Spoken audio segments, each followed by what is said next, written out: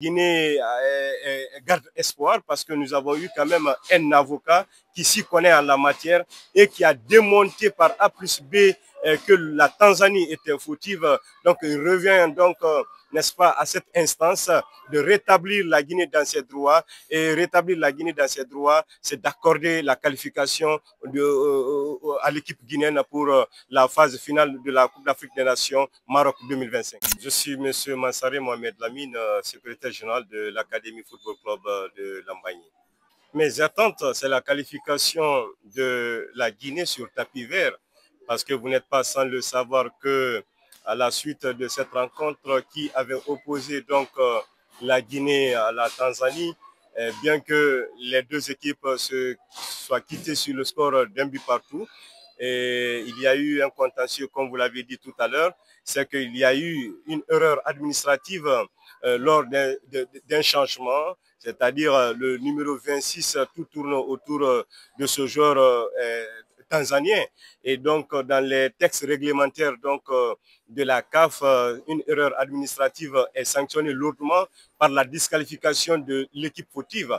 Je crois qu'aujourd'hui, si d'ailleurs ça a pris assez de temps jusque-là, ce n'est pas sorti, il n'y a pas eu une décision rendue de la part de la CAF, je crois que c'est devenu une patate chaude dans les mains de la CAF. Après avoir statué quelle va être l'issue, nous attendons tous. Aujourd'hui, personne n'est dans les secrets, n'est-ce pas, de la commission juridique, mais toujours est-il que d'après personnellement mes échanges avec certains membres de la délégation guinéenne qui avaient été du côté du Caire au siège de la CAF pour, n'est-ce pas, représenter la Guinée lors de ce procès. Et la Guinée garde espoir parce que nous avons eu quand même un avocat qui s'y connaît en la matière et qui a démonté par A plus B que la Tanzanie était fautive. Donc il revient donc n'est-ce pas, à cette instance de rétablir la Guinée dans ses droits. Et rétablir la Guinée dans ses droits, c'est d'accorder la qualification à l'équipe guinéenne pour la phase finale de la Coupe d'Afrique des Nations Maroc 2025. Toutes les équipes jouent pour gagner. Aucune équipe ne vient sur le terrain pour une promenade de santé.